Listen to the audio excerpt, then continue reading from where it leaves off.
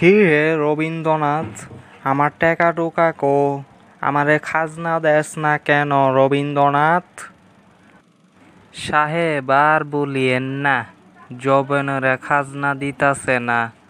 মুই তো পূর্ববঙ্গে কত গিলুম, কিন্তু যবনেরা মোরে খাজনা দিল না।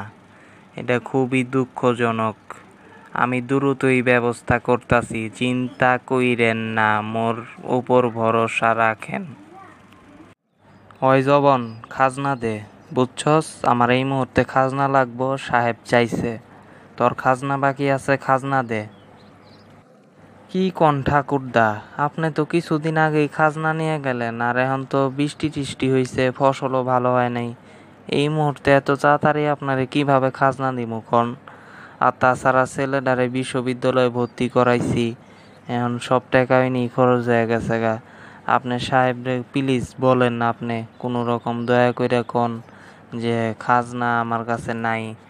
যাই হোক, আমি এখন বুঝে তো আমরা গরিব চাষা, চাষবাস করে খাই, যখন তখন কি আর খাজনা হয়? চুপ বেটা মূর্খ!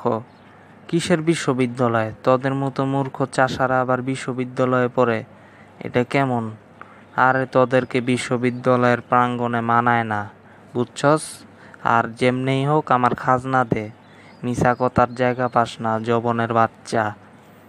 একদম সব কিছু কাইরা নিমু, চিনস না কিন্তু। আমার খাজনা আজকের ভিতরেই দিবি, নাইলে খবর আছে। সাহেব গোরে আমি কিছুই কইতে পারবো না, বুঝস নাই? তোরা বেটা ফাঁকিবাজি করস, আর সাহেব গোরে আমি তদবির করমু। ভারতে থাকতে হইলে খাজনা দিয়ে থাক, নাইলে অন্য জায়গায় চলে যা।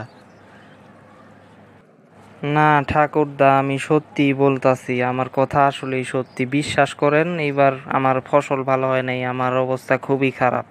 আপনি বিশ্বাস করেন, দেইখা যান পারলে। চুপ জবন, একটা কথাও বলবি না, বুঝছস? আর একটা কথাও বলবি না। আমার খাজনা যেমনেই হোক জোগাড় কইরা দে, ব্যাস। আমি এটাই বুঝি। বুঝছস, কি হইল না হইলে এত সুবিধা অসুবিধা বুঝতে আসি নাই।